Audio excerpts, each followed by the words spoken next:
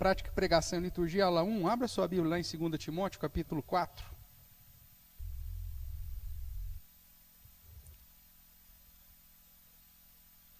Segunda epístola de Paulo, escrita a Timóteo, capítulo 4, verso 2.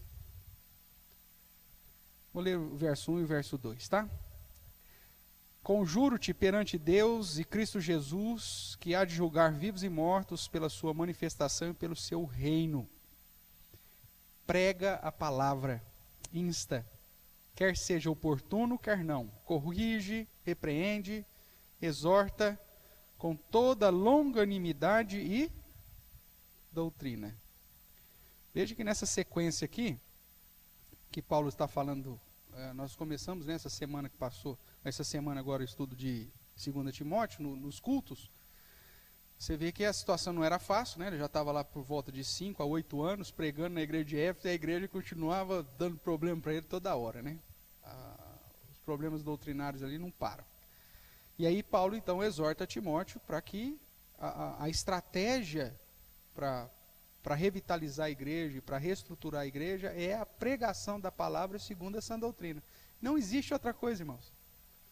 Então, quando nós falamos de prática de pregação e liturgia, nós estamos falando da melhor e a mais bíblica estratégia para edificar a igreja e manter a igreja no padrão. Se a pregação dessa igreja for fiel, essa igreja será fiel. Agora, se a prática de pregação dessa igreja for alegórica, vai ser um fiasco. Vão ser erros doutrinários em cima de erros doutrinários.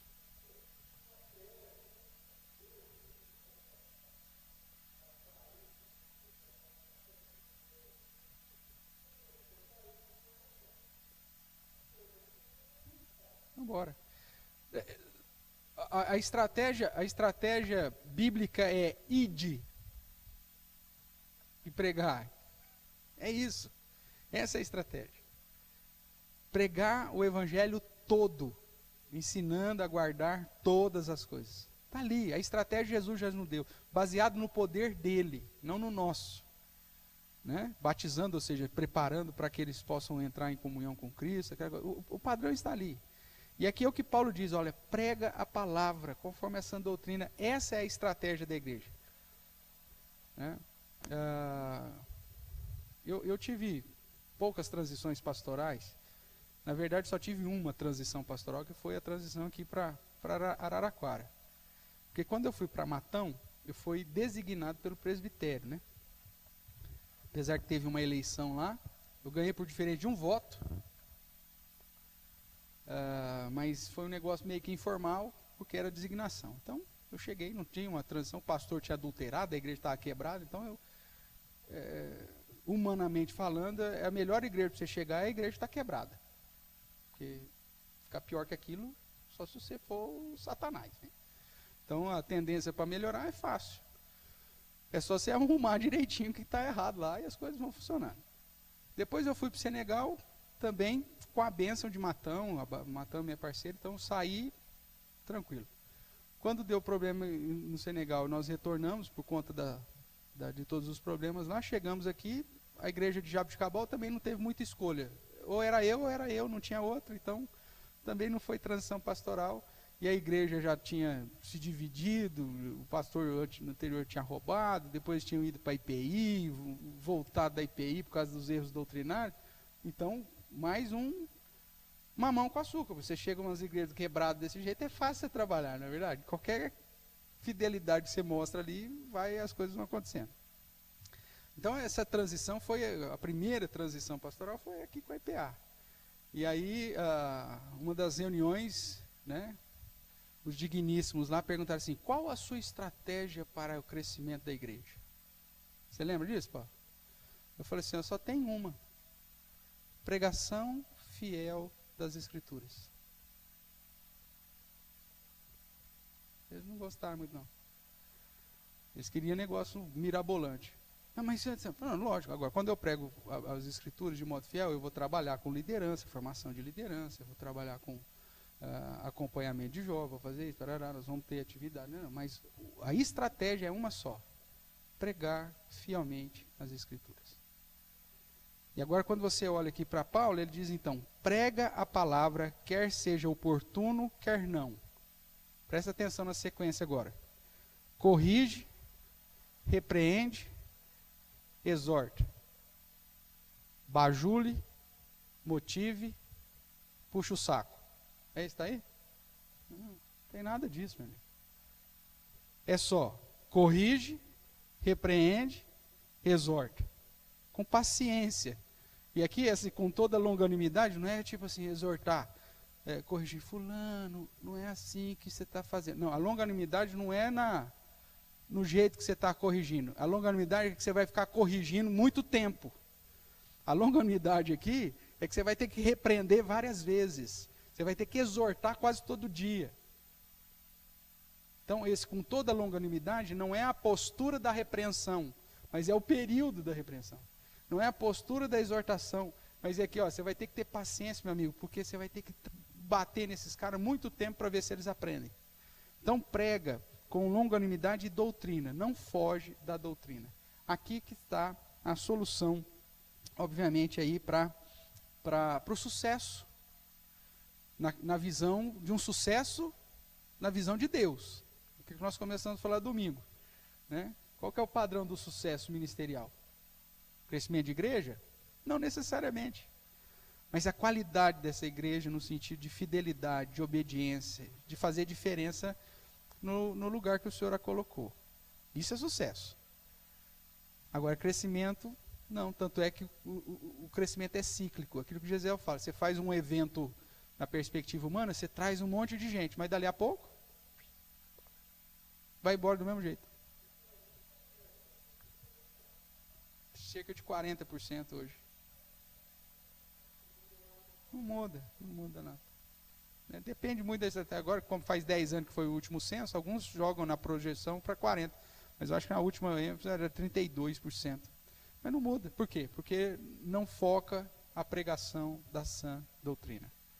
É só ludibriação. Então, quando nós olhamos para a pregação da palavra de Deus, nós vemos que essa é a tarefa primordial da igreja.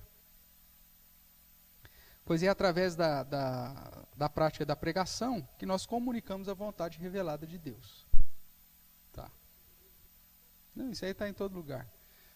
Só para os irmãos aqui da internet acompanhar, o Alex está perguntando sobre a questão da administração da igreja, dos oficiais aplicarem a metodologia de gestão, né, que são empresariais dentro da igreja. Eu, particularmente, você sabe que eu também sou formado na área de administração, na área de liderança e tal, eu não tenho muito problema em alguns modelos na hora de você gerenciar ou funcionar como gestor da igreja, principalmente no que trata de recursos humanos. Você tem alguns métodos e algumas práticas que são até bíblicas, né, que foi levada para o sistema de gestor. Você tem aquele livro, O Monge o Executivo, né? Ele trata de um modelo de gestão através do exemplo.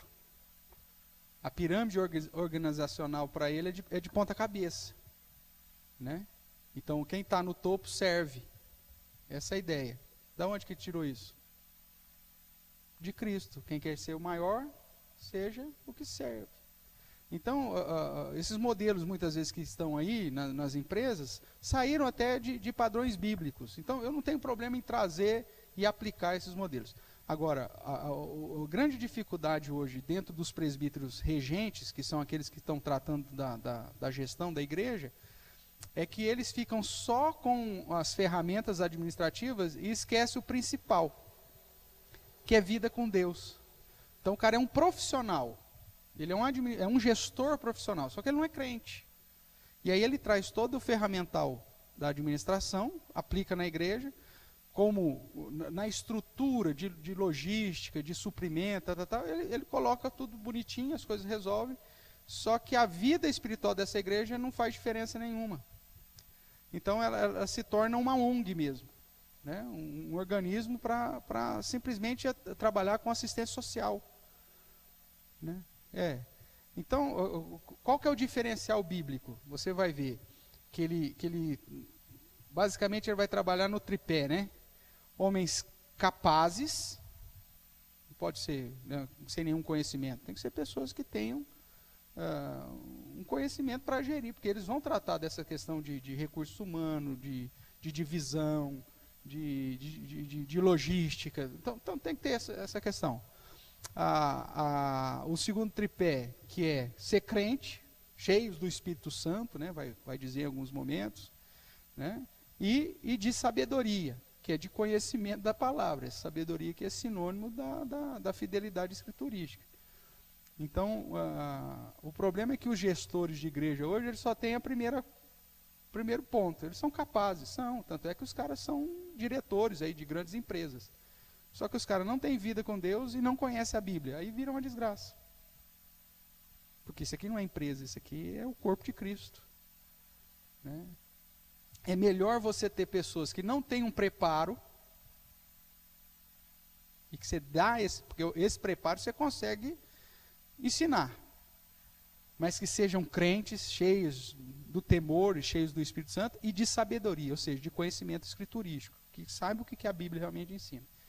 Quando você pega um cara que é temente a Deus, crente, que teme ao Senhor e guarda os seus mandamentos, ou seja, que teme a Deus e anda nos caminhos do Senhor, mesmo que ele não tenha capacidade de gestão, essa capacidade você pode correr atrás. Agora, vida com Deus, é só aquele que o Senhor chama. Você pode pegar o presidente da maior empresa, da empresa que dá mais lucro do mundo, e trazer para ele ser o gestor da igreja. Não vai dar em nada. Ele vai transformar isso aqui talvez numa grande ONG, numa grande empresa, mas na perspectiva de glorificar a Deus e ser um ministério de sucesso, vai ser um fracasso. Porque falta justamente o temor a Deus, vida cheia do Espírito Santo, e a sabedoria, que é o conhecimento das Escrituras. Então, o que nós temos que fazer hoje? Aí é responsabilidade minha, como o docente, como o que ensina. De ensinar para a igreja que a gente precisa de homens crentes, que conheçam a palavra de Deus, que vivam a palavra de Deus, né, e que vão aprender talvez técnicas de gestão, de regência, porque a gente já tem um monte de coisa para indicar, né, a própria igreja já tem as constituições, o manual, periri, pororó, código de disciplina e por aí vai, e aí ele vai aprender a aplicar aquele modelo de gestão, tudo bem, mas ele tem que ser crente e fiel. Se isso não acontecer, aí a gente colhe os frutos amargos que nós já estamos vendo na igreja, né? As igrejas muito mais preocupadas com a questão de administrativa e financeira do que com vida mesmo, com investimento no reino, com investimento missionário, com mudança de vida nas pessoas, né? Então, irmãos, e qual que é a estratégia nossa como líderes? Fidelidade. Vida cheia do Espírito Santo, os crentes verdadeiros e cheios de sabedoria, ou seja, conhecimento das Escrituras. A questão de capazes, é capaz de correr atrás de alguma instrução. Você não precisa ser formado em administração para ser presbítero regente, né? Mas você tem que ser capaz no sentido de correr atrás disso, né? E é o que nós estamos fazendo aqui, inclusive, tendo essa visão aí para ampliar um pouquinho mais e para motivar a gente a correr atrás daquilo que é necessário para o exercício. Mas se isso estiver desassociado à vida com Deus e ao conhecimento das Escrituras, esquece, meu amigo. Nós vamos ser só mais um como tantos que estão por aí. Beleza? Tem aqui vários na nossa apostila aí. Qual que é a página que está aí, irmãos? A primeira aula aí da prática de pregação. 43. Obrigado, então. Ixi, tá mais na frente. 43, isso. Então, nossa primeira aula aí, tem uma sequência de textos aí que fala sobre a importância da prática de pregação como a maior estratégia, né, para alcançar o perdido. Então você tem 1 Timóteo 4,16, 2 Timóteo 2,15, que é a ideia de ser fiel, né? 1 Timóteo 5,17, 1 Coríntios 1,21, Romanos 10,17, 2 Timóteo 3,15 e 17. Depois os irmãos, por favor, façam as leituras aqui desse texto, por causa do nosso tempo aqui. Eu não vou fazer essas leituras com vocês, tá bom? Depois você vê lá na apostila. Tá? Então vamos lá, a pregação da palavra, ela faz parte daquilo que nós chamamos em teologia de teologia prática. Né? Então, a teologia é dividida em vários cursos, em várias fatias. O curso de teologia é dividido em várias fatias, justamente para que a gente possa dar o foco específico em cada área. Então, você tem a teologia exegética, a teologia histórica, sistemática, né? Alguns chamam de dogmática, e tantas outras, né? E para fundamentar as teologias, você tem outras ferramentas tantas. É o caso da hermenêutica, da exegese, né? Da própria apologética, né? A defesa da fé, e tantas outras ferramentas para chegar a isso. A prática da pregação, irmãos, é a junção de tudo isso. Lembra que nós falamos que no estudo da Bíblia você tem que considerar a revelação progressiva e os gêneros, para você saber do que se trata? Então, isso é o estudo da Bíblia. Aí na hora da pregação você vai considerar tudo isso e todas as outras ferramentas possíveis dentro do estudo da teologia para apresentar o resultado. Eu geralmente, nos cursos de prática de pregação, eu faço uma analogia. Veja que há a diferença entre alegoria e analogia, hein? A Bíblia é cheia de analogias. E o que é proibido é a alegoria. Tá? Então, as analogias, Paulo fala, a igreja é como um corpo, muitos membros, né? Tal. Isso é uma analogia. Então, dentro da analogia da prática da pregação, eu uso a história de fazer um bolo. Ok? O que você precisa para você fazer um bolo? Vamos lá. Os ingredientes, ovo, farinha, açúcar, chocolate, sei lá o que mais. Além dos ingredientes que você precisa.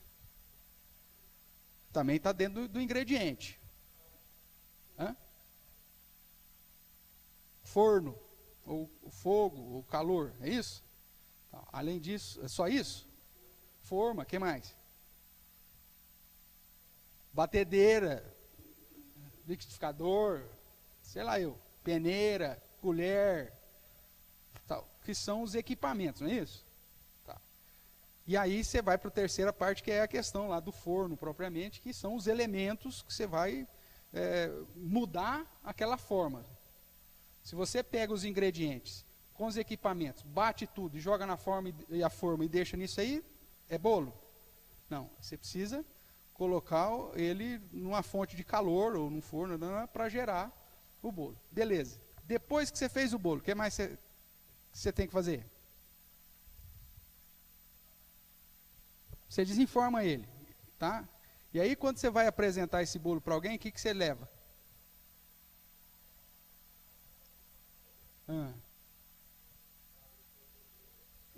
Enfeita o bolo, pode ser. E o que mais? E leva o bolo para o povo. Você leva a casca do ovo? Você leva a farinha? Você leva o pacote de fermento?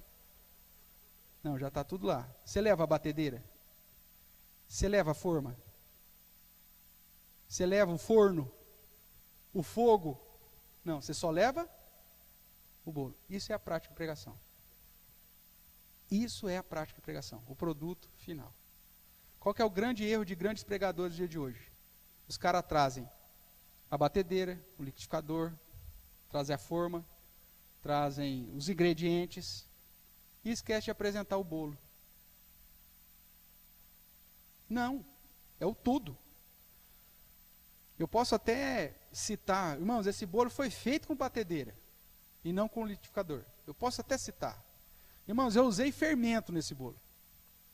Eu posso até citar quais são os ingredientes, mas o objetivo da prática de pregação não é apresentar os ingredientes, não é apresentar os equipamentos e nem o meio que eu usei para transformá-lo. Se foi fogo, se foi sei lá o que, se foi forno de chão, se foi forno de barro, não importa.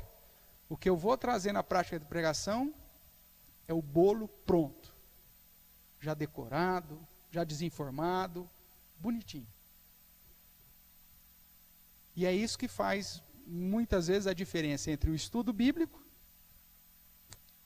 e a pregação. O estudo bíblico, ele te permite trazer alguma das ferramentas, alguns dos equipamentos, alguns ingredientes. Ele te permite isso, porque é um estudo bíblico. Porque o que é o estudo bíblico? Eu estou ensinando a pessoa a fazer o bolo. Então, eu preciso de ter todo o ferramental aqui para mostrar. Gente, a Bíblia diz sobre esse tema isso. E para eu entender que ela diz isso, então eu vou usar a batedeira, vou usar o liquidificador, vou usar isso aqui, vou usar aquilo ali.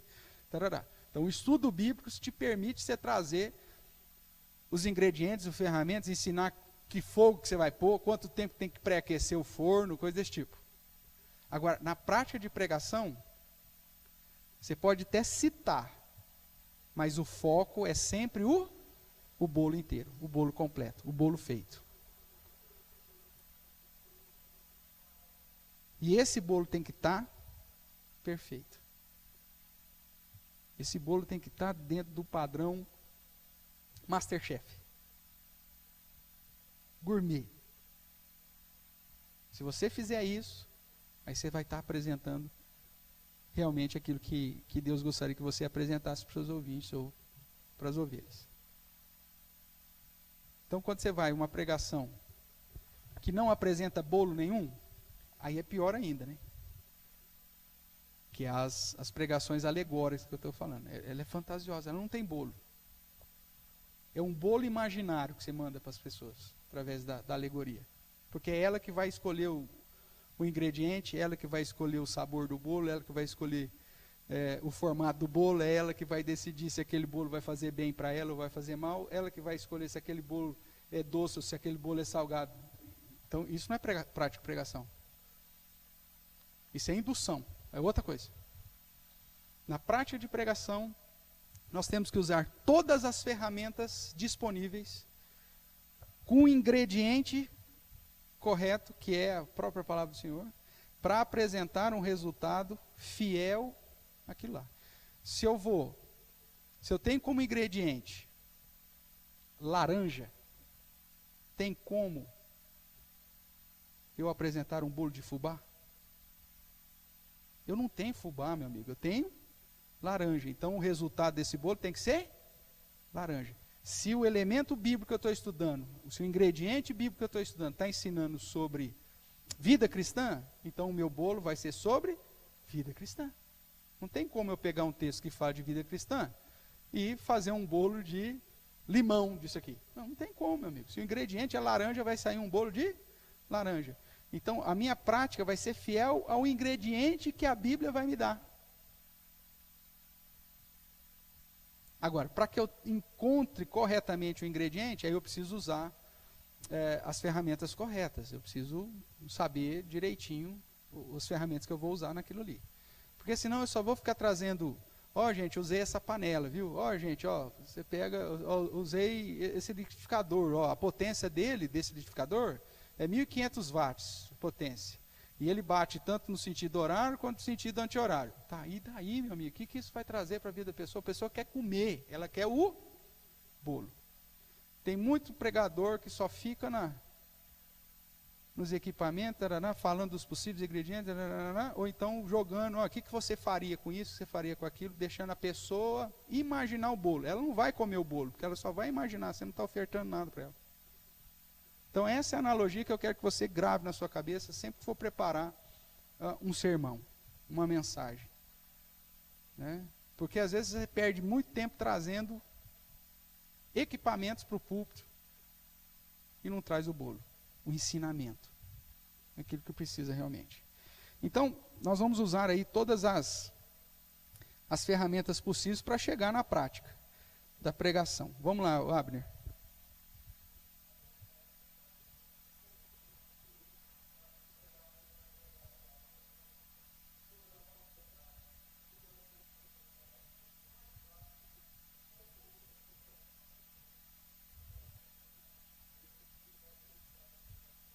Vai. Sim, essa é a ideia. Né? Porque se eu falo para uma pessoa que não tem batedeira em casa, que eu usei a batedeira, ou então, para me aparecer, né?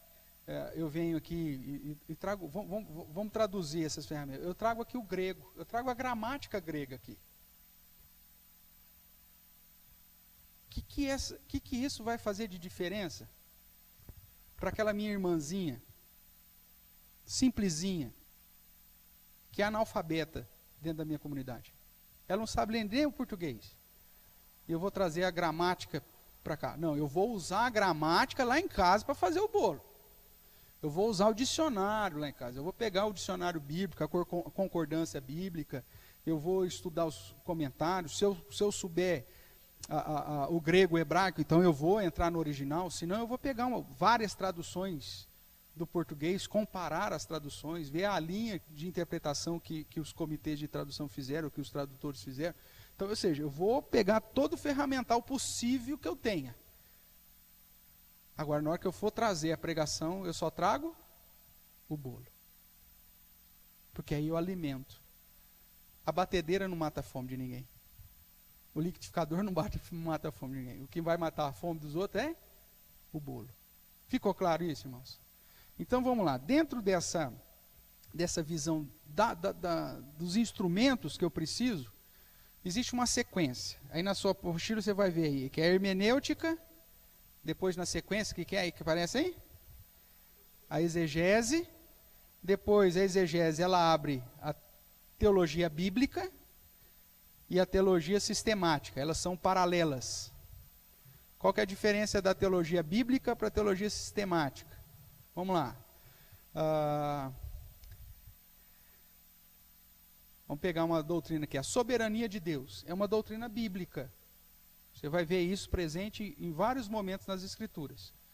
Só que existe dentro da teologia sistemática os atributos de Deus ou a teontologia, que é uma matéria que só vai estudar os atributos e, consequentemente, a soberania. Então, se eu pego um texto que vai me apresentar como ingrediente a soberania, que está disseminada não de uma maneira sistemática, clara, então eu tenho que correr para a teologia sistemática para ver o que a Bíblia ensina sobre aquele tema. Então veja, eu vou lá, pego a batedeira e vou para o manual da batedeira. Vejo a potência dessa batedeira, vejo se eu posso bater determinado ingrediente nela, ou o liquidificador, será que eu posso quebrar a castanha nesse liquidificador? Eu vou lá. A teologia sistemática é essa que me dá todos os detalhes.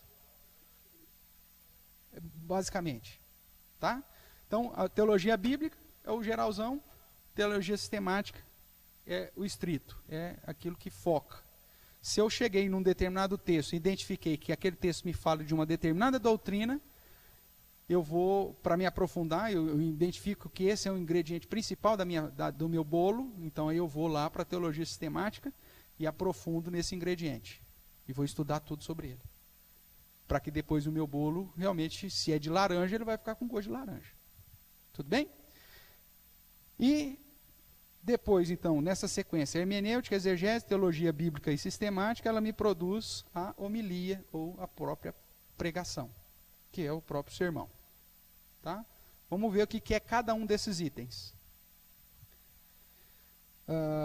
O Paulo Anglada, eu citei aí, né, numa revista, se não me falha a memória, na Fides Reformata, ele diz: a hermenêutica é a base teórica da exegese, que por sua vez é o alicerce tanto da teologia bíblica e sistemática, como da pregação. Então, de um modo bem simplista, eu vou passar pelos ingredientes e pelos equipamentos. Né? Então, a exegese, através da ferramenta, do ferramental da hermenêutica, eu chego na exegese, uso todas as ferramentas disponíveis na exegese para identificar os ensinamentos que aquele texto me traz, e aí eu sintetizo todos esses ensinamentos para a pregação. Vou trazer os ferramentais da hermenêutica? Não. Vou trazer o ferramental da exegese? Não. Eu vou trazer o resultado de toda a minha pesquisa, de todo o meu trabalho. Né? Então, essa questão do bolo aí, fazendo essa analogia, então, você não traz as panelas, você não traz a pia, você não traz a batedeira, você não traz o liquidificador, você não traz o fouet, você não traz essas coisas, fica tudo lá na cozinha. Você só vai trazer o bolo. Tá? Porque senão o que acontece? Você vai, muitas vezes, errar o alvo. A pessoa vai ficar ali pegando a batedeira, meu amigo, e vai ficar olhando para a batedeira e esquece o bolo. Ou então, tem gente que ainda traz coisa fora do equipamento, né?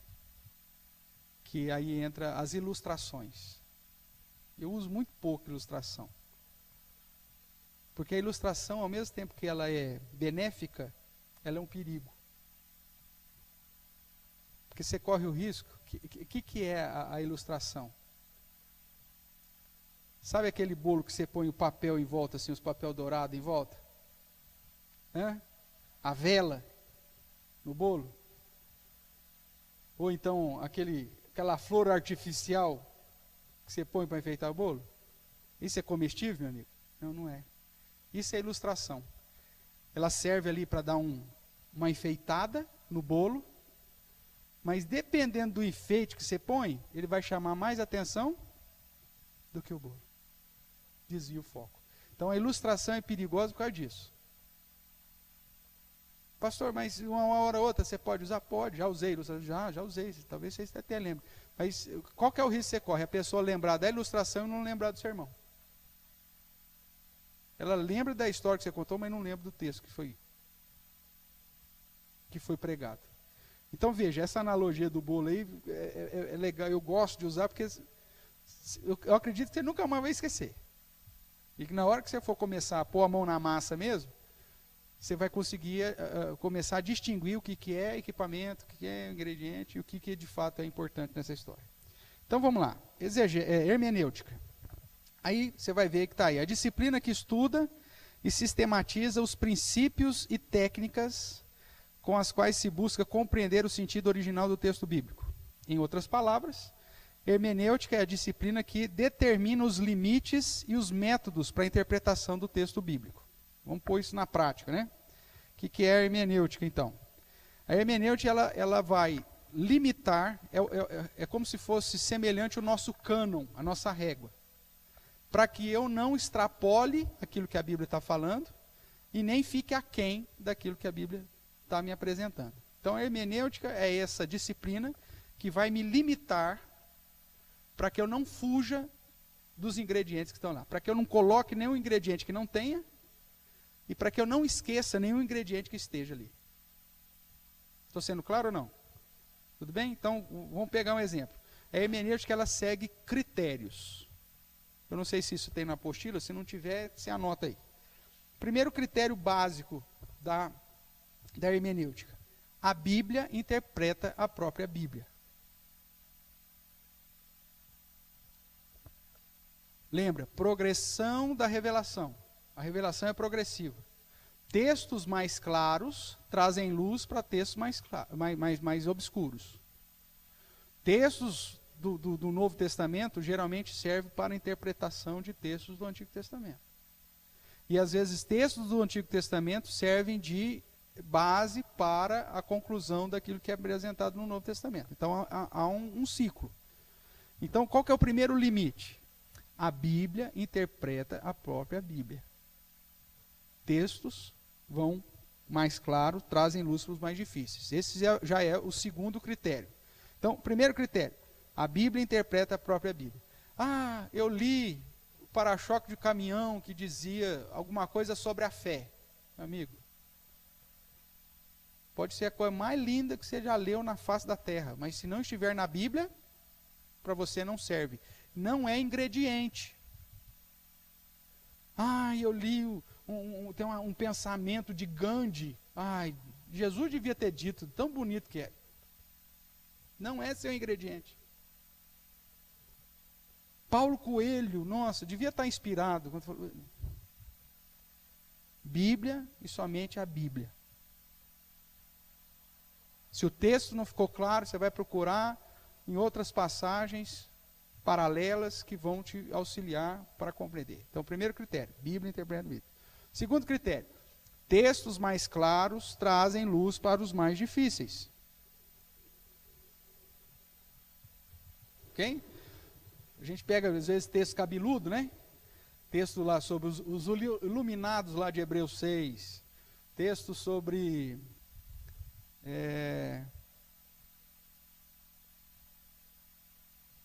que mais? Sobre... porque Deus amou o mundo, né? Que usa expressões como que parece que a salvação é generalista. Você pega esses textos, que não estão talvez muito claros, mas aí você vai comparar com textos que estão mais claros e confrontar. Então, o texto mais claro tem que trazer luz. E aí a minha interpretação tem que ser coerente. Por isso, o terceiro critério da hermenêutica: coerência e coesão na visão do conjunto bíblico. E nós já falamos lá na história, no estudo da história da Bíblia, essa questão do conjunto bíblico. Lembra lá? Qual que é a visão do conjunto bíblico daquele quadrinho que nós fizemos por último? Criação, queda. Israel, lei. Jesus, redenção. Igreja, graça, consumação. Isso é um conjunto da visão bíblica. Então eu preciso ter essa coerência. Se a visão do conjunto bíblico é criação, queda, redenção, consumação, eu preciso seguir esse script.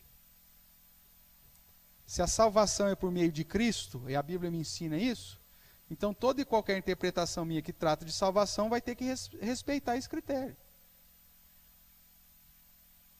Então eu vou procurar a coerência e a coesão segundo esse conjunto bíblico, essa visão do conjunto bíblico, de criação, queda, redenção, consumação. Vai ter textos que vão dar ênfase num primeiro ponto, outro no outro, mas eu tenho que seguir esse critério. Porque senão se eu pego isolado, eu acabo inventando um negócio que não existe.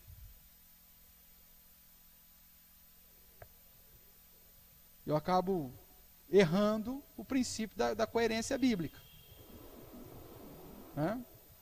Quando você pega um texto isolado, o exemplo que nós usamos domingo, né? Atos 16. Crê no Senhor Jesus, você é salvo tu e tua casa. Se eu não considero a Bíblia interpretando a própria Bíblia, eu chego numa conclusão de que a salvação não é pessoal, a salvação é familiar. Se o pai ou a mãe crê, os filhos serão salvos. Mas a Bíblia diz isso? Não, não diz. Ok? Quarto ponto, nenhum atributo divino pode ser ferido. A hermenêutica, ela respeita a revelação. Nenhum atributo de Deus pode ser ferido. Se um texto está falando, e Deus mudou. Não, mas peraí, Deus é imutável. Então eu vou ter que estudar mais profundamente para entender por que aquele texto diz que Deus mudou. Em que sentido Deus mudou? E por que Deus mudou? E em que sentido isso não fere a imutabilidade de Deus? Deus chegou para Ezequias e disse: arruma a tua casa que você vai passar dessa para melhor. Aí Ezequias olha para a parede, ora, e Deus fala: volta lá e eu vou dar mais 15 anos. Por que Deus mudou? Deus é mutável? Não, não é. Então eu vou ter que estudar e ver qual que era o propósito de Deus. Se houvesse arrependimento, Deus estaria ampliando a vida do cara em 15 anos. Pronto, aí você vai estudar, vai procurar o porquê dessas coisas todas. Agora, minha interpretação não pode ferir um atributo de Deus. Deus deixou de ser soberano. Não tem como isso. Então, veja, a hermenêutica é a disciplina que coloca critérios para impedir que você vá além das Escrituras e para impedir que você desconsidere algum ingrediente que esteja ali, que você não viu. Então, são perguntas, são questionamentos que você faz para poder estar atento a todos os ingredientes que o texto está te oferecendo. Tudo bem até aqui? 5. E observe o gênero literário e o contexto histórico próximo e remoto do texto. Não tem como você preparar um belo bolo se você não sabe o tipo de bolo que você vai fazer. É um livro histórico, então vai sair um sermão com princípios. É uma profecia, é um oráculo? Então vai sair um bolo com promessas. Não tem como ser diferente. O gênero literário que vai determinar isso. O contexto próximo, ou seja, o registro, ele segue uma certa sequência, né? Por isso que nós vamos falar depois de perícope e tudo mais. E tem um contexto remoto. O que é esse contexto remoto? É o contexto cultural da época. Quer ver um exemplo? Quando Paulo em Coríntios diz que a mulher tem que usar véu. Meu amigo, ele só fala isso lá. Existe um contexto remoto aqui.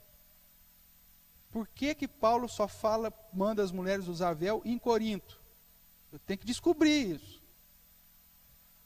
Porque esse contexto é importante, porque só acontece aqui. Se fosse uma situação geral, Paulo falaria tanto na carta de Coríntios, na carta de Colossos, na carta de Filipenses, na carta de Tessalonicenses, falaria em todo lugar. Mas por que ele só fala aqui? Existe um contexto cultural remoto que está ali, que não está explícito, que ele não vai falar, estou falando que tem que usar véu, porque Corinto é uma cidade portuária, idólatra, onde tem templos a deusas gregas e romanas, e as mulheres que serviam como sacerdotisas, prostitutas cultuais, raspavam a cabeça, e quando se convertiam, ainda de cabelo curto, estavam na igreja, os marinheiros que chegavam nessa cidade achavam que elas eram ainda sacerdotisas ou prostitutas cultuais, e iam mexer com elas. Então, para que isso não aconteça, enquanto você não tenha cabelo grande, você usa véu. Pronto. O contexto remoto te explicou por que ele exigiu isso. E isso vai entrar como um adendo, um explicativo para o seu bolo? Vai entrar como um explicativo. Porque isso aqui é algo que vai trazer entendimento sobre a passagem. Então é uma situação que você vai apresentar para o bolo. Irmãos, o bolo é tal e aqui eu fiz dessa forma. Então você apresenta, mas dando foco no objetivo do usar véu, que mostra essa fidelidade a Deus, essa submissão a Deus e tudo mais para lá, porque é aí que é o quente da passagem. Mas para que as pessoas entendam, você vai precisar tratar do contexto remoto? Vai, então tudo bem, então trate, não tem problema nenhum. Às vezes vai ter texto que a data é importante. Por exemplo, eu não uso muito data em sermão, mas nesse último sermão eu citei a data. Por quê? Porque era a última carta do apóstolo Paulo. Porque a data era importante para eu fazer uma conexão contigo, que já fazia pelo menos 5 anos que Timóteo estava pregando naquela igreja, e a igreja não mudava. Então era um contexto remoto importante para o entendimento. Depois de 5 anos você pregando a verdade e não vê mudança nenhuma na igreja, isso não desanima?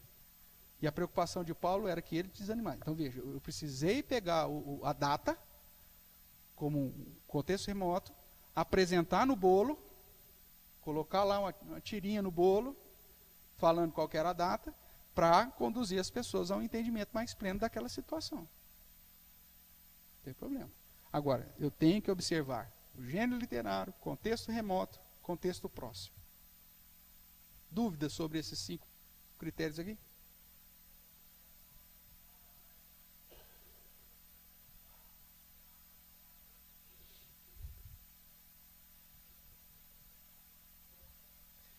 Você só vai trazer isso quando for indispensável. Você só vai trazer isso quando for indispensável. Não, mas tem alguns textos que vai ser indispensável. Tá? Você tem algumas situações que, por exemplo, quando Paulo fala, muitas vezes em Timóteo, sobre palavra e sobre ensino, é traduzido para nós como palavra e como ensino, na verdade é o mesmo verbete para doutrina. Então, nesse caso, às vezes você vai ter que citar. Você não precisa citar o termo grego, você só cita assim. Irmãos, aqui foi traduzido como ensino, aqui foi traduzido como palavra, mas o termo aqui no grego é a mesma palavra que é traduzida em outro lugar por doutrina. Pronto. Não precisa você chegar lá e diacolar. Não precisa. Né?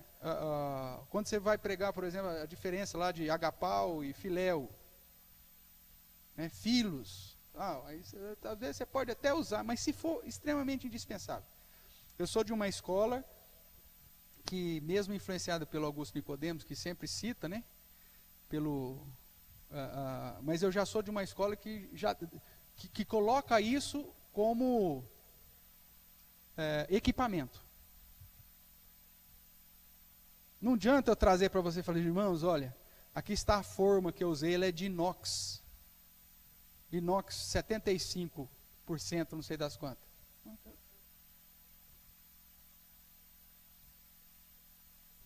Eu só vou falar para você que você não vai assar o bolo numa forma de plástico. Tudo bem.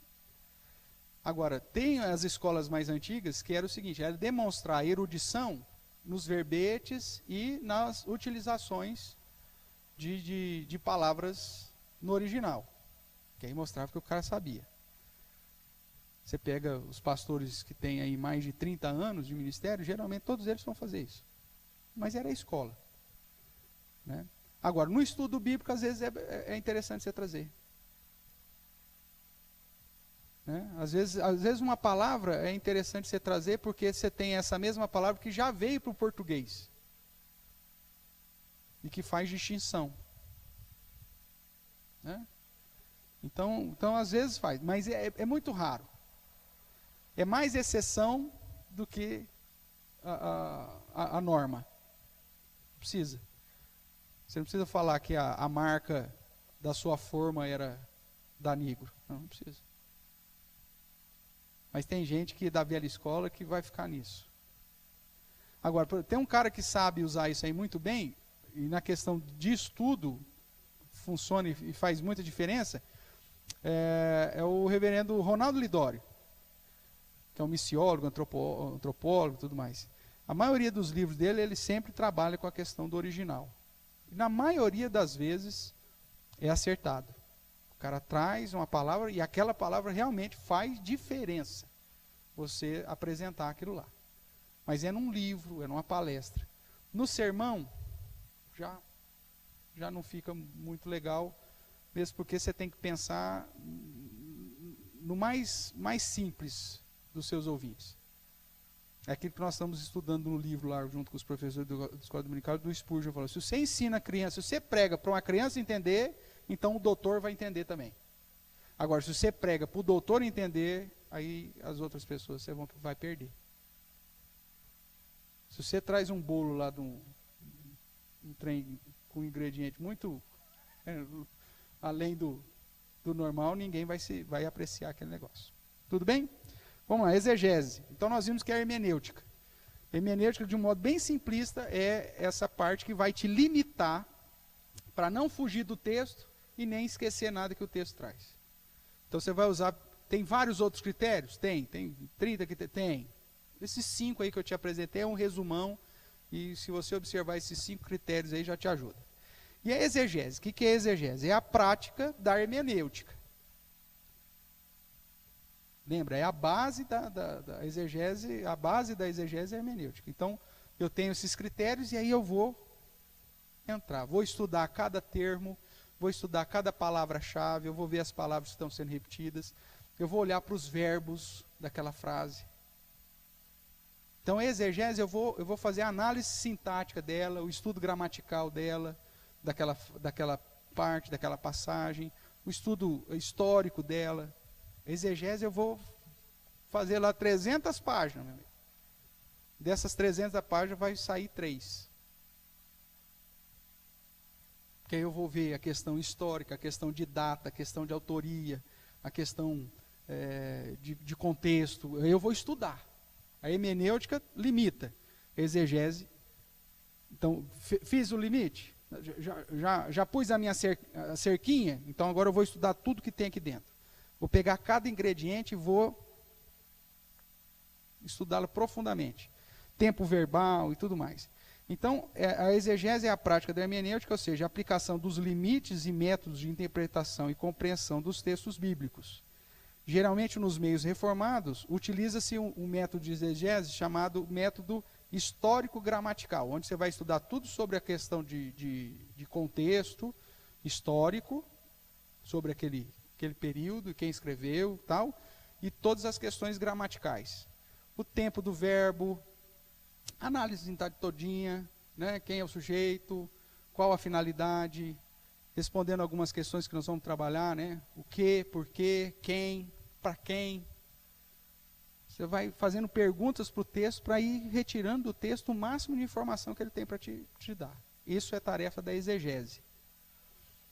E esse método histórico-gramatical, então, é no sentido, para obter, né, o sentido exato do texto a ser estudado em detrimento dos outros métodos intuitivos, alegóricos ou críticos, que é da autocrítica, lá o antissobrenatural.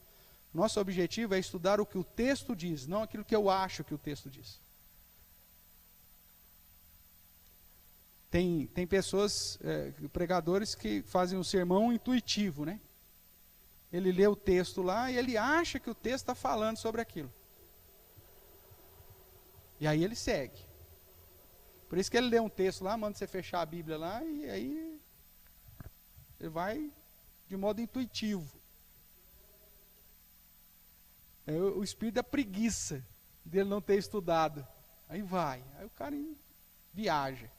Outros vão usar o modo alegórico. Por quê? Porque aí ele, como ele não estudou, ele não tem realmente nada para apresentar, ele te vende uma fantasia. Imagine o bolo que dá para fazer com isso aqui. Aí você que vai só imaginar, porque você não vai comer nada, é você que vai criar da sua cabeça. Né? É aquela história lá, onde caiu o seu machado? Onde você pendurou sua harpa? E aí vai. Quem é o seu Golias? Porque aí ele joga para você, aí você que vai definir o que é e o que não é. Então, andando aqui um pouco mais na exegese, também exige alguns critérios básicos. Então, vamos lá, não sei se está escrito aí na apostila, mas se não, você põe aí. Primeiro critério da exegese, do estudo. Toda e cada passagem da Escritura tem um só sentido, um só ensino primordial. Pastor, mas não tem coisa que ensino duplo? Pode ter desdobramento, mas vai ter um foco. O ensino, aquele texto vai falar sobre o amor ao próximo. E aí vai ter desdobramento desse amor ao próximo, tudo bem. Vai exigir que você estenda a mão, vai exigir que você abra a mão, seja abnegado, vai exigir que você cuide. Então você tem desdobramento. Mas o foco é sempre um.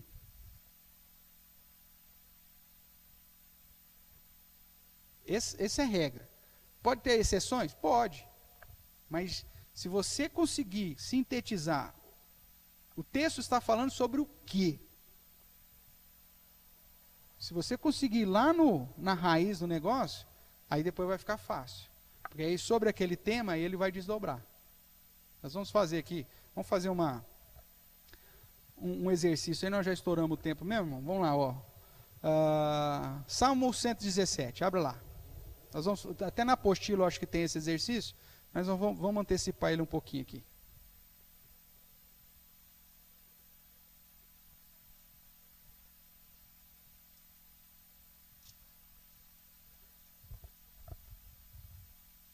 Diz assim o Salmo 117. Louvai ao Senhor, vós todos os gentios, louvai-o todos os povos, porque muito grande é a sua misericórdia para conosco, e a fidelidade do Senhor subsiste para sempre. Aleluia. Então, tá.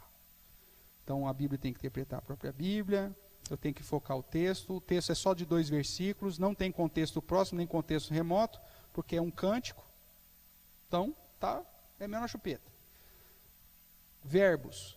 O que ele manda aí? Quais são os verbos que aparecem aí? Primeiro, louvai. Qual que é esse tempo desse verbo? É um imperativo, é uma ordem. Ele está dando uma ordem. Ou louvai. Está mandando.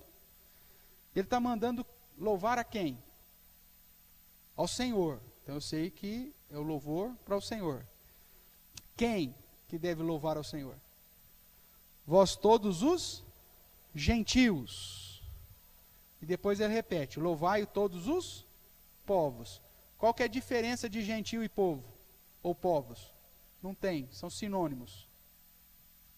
E aí depois ele diz no verso 2, por quê? Quando ele fala por quê, ele está dando o quê? Um motivo. Por que eu devo louvar, ou por que todos os povos devem louvar ao Senhor? Então, quer dizer, eu vou fazendo essas perguntas. Então, quem deve louvar? todos os povos ou gentios. A quem? Ao Senhor. Por quê? Aí ele diz, porque muito grande é a sua misericórdia para conosco. E, tem uma partícula aditiva, tem mais um motivo. E porque a fidelidade do Senhor subsiste para sempre. Pronto, eu estudei. É isso. Agora eu vou sintetizar qual que é o ensino desse texto. Ele está falando do dever de louvar a Deus. Aí eu posso, do meu sermão, falar, irmãos, o texto está falando sobre o dever de louvar a Deus. Ele está dizendo que o dever de louvar a Deus são de todos os povos. Ou se eu quero até sintetizar, irmãos, o texto está falando sobre o dever de louvar. E o primeiro ponto que eu quero trabalhar com você é louvar a quem? É louvar ao Senhor. Quem é o Senhor? Aí na minha exegese eu vou estudar tudo sobre essa por que está com o Senhor tudo de caixa alta aqui? Que termo é esse aqui? Refere-se ao Deus da aliança, ao Deus da promessa, ao Deus da salvação. Então tá, então aí cabe eu trazer essas informações sobre esse Senhor. Quem deve louvar, já que o texto está falando sobre louvar? Todos os gentios. Quem são os gentios, irmãos? São todos os povos que não eram judeus. E quando ele fala todos os povos, é a mesma coisa, que é sinônimo. Então ele está falando que você e eu devemos louvar ao Senhor. Isso está em concordância com o restante da Bíblia? Sim, o Salmo 150 diz, todo ser que respira louve ao Senhor. Veja, já comecei a conectar a teologia bíblica aqui. E ele diz o motivo por que você tem que louvar. E louvar ao Senhor. Porque muito grande é a sua misericórdia. E porque a fidelidade do Senhor é eterna, o subsiste para sempre. Tá. Pronto, você fez um sermãozinho de modo fiel ao que o texto está falando, usando os ingredientes do texto de uma maneira simples. Ah, pastor, eu quero ampliar um pouco mais esse tema. Então, o dever de todos os povos louvar ao Senhor. Os motivos por que todos os povos devem louvar ao Senhor. Porque você só vai focar os motivos. Não tem problema. Você já está dando no tema que o louvor é ao Senhor e de todas as pessoas. Aí você só vai focar os motivos. Bom, seu sermão quer ser mais sintetizado nesse sentido? Ótimo. Então, os motivos por que devemos louvar, todos os povos devem louvar ao Senhor. Porque a sua misericórdia é grande e porque a sua fidelidade subsiste para sempre. E aí você vai trabalhar o que é misericórdia. É uma palavra-chave. E o que é fidelidade de Deus? Outra palavra-chave. Aí você vai desenvolver essas duas palavras. A misericórdia, irmãos, é porque nós merecíamos a condenação e Deus mesmo assim atuou sobre nós. Veja, eu estou introduzindo teologia bíblica e teologia sistemática. Agora, eu preciso chegar aqui, irmãos, louvai do verbo louvar, do imperativo, iriri, parará, não preciso disso. Eu só preciso dizer que aqui é uma ordem. Irmãos, misericórdia, do termo hebraico, usado por Moisés no texto tal, usado por Samuel no texto, na pregação tal, usado por Davi, não. Isso é exegese, você vai fazer lá. Na hora da pregação, você só traz o bolo. Agora, quem que vai te dar os ingredientes, o limite, tudo? É o texto, usando os critérios de exegese e os critérios de hermenêutica. Então, toda passagem tem um ensino primordial. Aqui, o dever de louvar. Aí você vai usando as perguntinhas. A quem? Quem deve louvar? Por que deve louvar? E aí, você vai montando. Aí depois você pega e sintetiza isso e apresenta de uma maneira o mais clara possível. Tudo bem até aqui?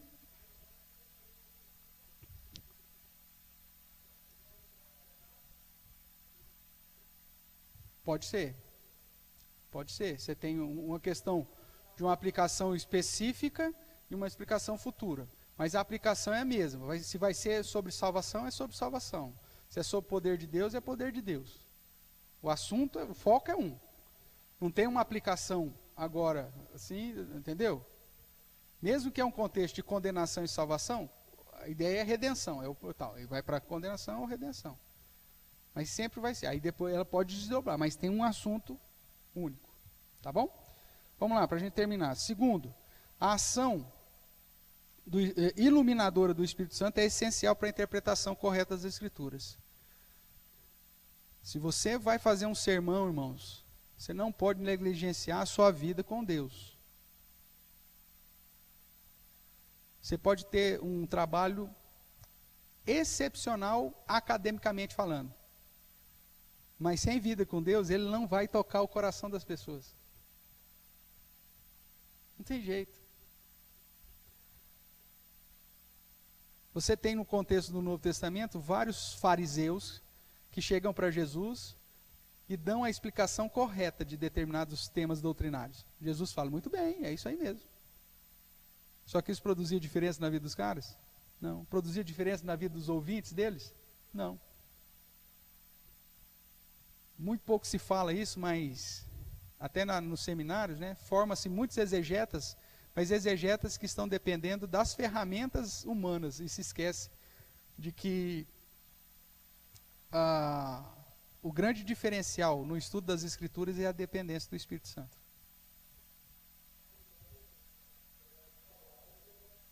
Sim.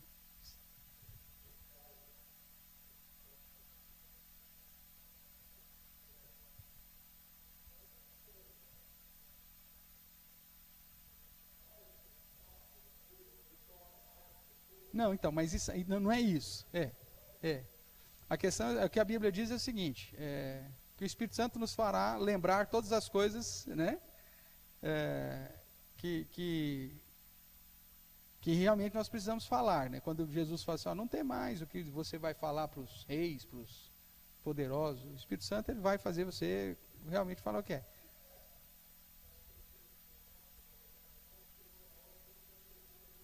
Não.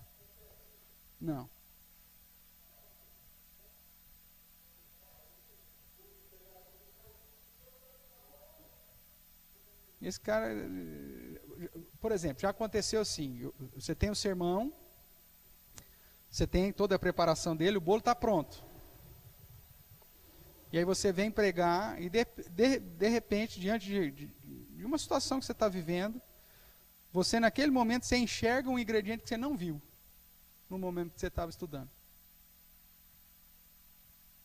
E ali, sob iluminação do Espírito Santo, você acrescenta.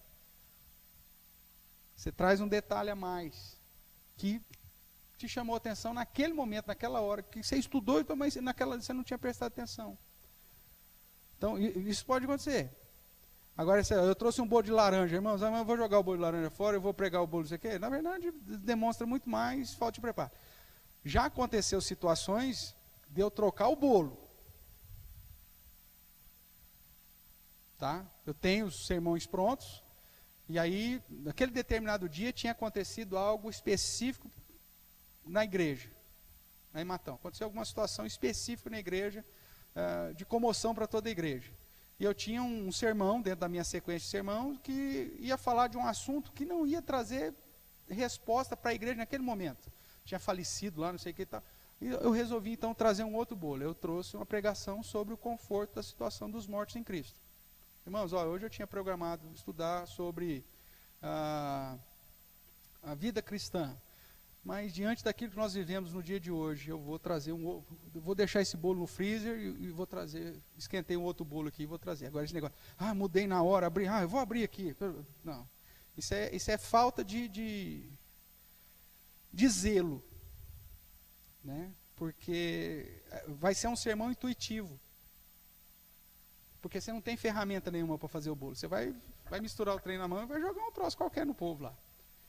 E aí você vai ver que isso muitas vezes vai ter que apelar muito mais para o emocional do que para o que a palavra de Deus realmente está falando. E as pessoas geralmente fazem isso, acabam apelando muito mais para o emocional, né?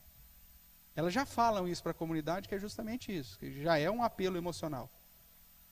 Para todo mundo, nossa, o fulano vive na dependência do Espírito Santo, olha só. E a dependência do Espírito Santo é essa, irmãos. Eu entendi que aconteceu uma situação e hoje eu preciso trazer uma palavra diferente daquela que estava programada, mas de um sermão que eu já tenho pronto, que fala sobre o assunto que vai edificar o coração da igreja hoje. Pronto, acabou. Mesmo porque o mesmo Espírito Santo que atua na minha vida um ano antes preparando um sermão, é aquele que já sabe que naquele dia as pessoas que vão estar lá para ouvir, que precisam ouvir, vão estar lá debaixo da ação dele, né? Então isso também é dependência do Espírito Santo. Sem problema nenhum. Vamos lá, o que mais? Apenas com a aplicação de um método completo, que é o método exegético histórico-gramatical, analisando a gramática e historicamente cada porção da Escritura, pode-se alcançar o ensino primário essencial do texto ou da Bíblia. Então a exegese é a tarefa de você garimpar todo o ensino que aquele texto tem para te ensinar. É um trabalho meticuloso, às vezes cansativo. Né? Acho que é John Stott que fala que geralmente um sermão bem trabalhado, você vai passar vários dias trabalhando nele. E aí por isso que ele fala que o ser pastor no Brasil é algo insano. Porque dentro das características humanas é impossível você preparar tanto material de qualidade em pouco tempo. Você prega um estudo bíblico semanal, escola dominical, geralmente tem uma atividade de sábado com jovem, com não sei o quê, um curso disso, curso daquilo, e depois mais 1 ou 2 sermões, dependendo do tamanho da igreja. Como que você prepara 5 estudos e 5 sermões na semana, com qualidade? Só prega de domingo. Né? Para esses que abrem assim, essa é fácil, mas para quem realmente tem o temor e o zelo para preparar o bolo corretamente, aí o negócio pega. Então, a ideia é que é o seguinte, conforme os anos, eu tenho 25 anos de ministério, de pregação. Então, nesses 25 anos, obviamente que eu não vou ficar reinventando a roda todo domingo. Né? Então você já tem uma bagagem e outras, conforme você vai estudando alguns textos, esses textos vão trazendo luz para outros, que aí facilita até o trabalho. Com a experiência, você já consegue identificar as palavras-chave do determinado texto, você não fica ali tendo que estudar palavra por palavra, você já vai só nas chaves, né? Porque tem outras que tal, e tem palavras que repete, você já estudou uma vez, você já sabe o que ela significa, você não vai precisar fazer ela novamente. Então, conforme vai passando o tempo, a experiência vai facilitando o trabalho. Mas isso aí leva, obviamente, um tempinho. Tá certo, irmãos? E por último, para a gente fechar, a homilética, né? A pregação propriamente, que é a disciplina que se ocupa com a pregação. A homilética tem a responsabilidade de tornar o resultado dos estudos delimitados pela hermenêutica e alcançados pela exegese, através do método histórico-gramatical, associado à teologia, em uma prédica clara, lógica e atraente ao ouvinte. O bolo. A sua homilia é a sua pregação, é o seu produto final. Então, basicamente, você tem que saber essa sequência. Os critérios que te limitam o estudo, hermenêutica. As ferramentas que te permitem aprofundar e garimpar os elementos, exegese. Para associado à teologia bíblica e sistemática,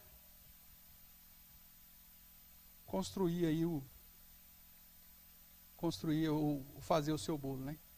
Na analogia, então você tem os ingredientes, você tem os instrumentos, a teologia bíblica e a teologia sistemática vão pôr o fogo do negócio para homilia ser o bolo propriamente dito. Perguntas?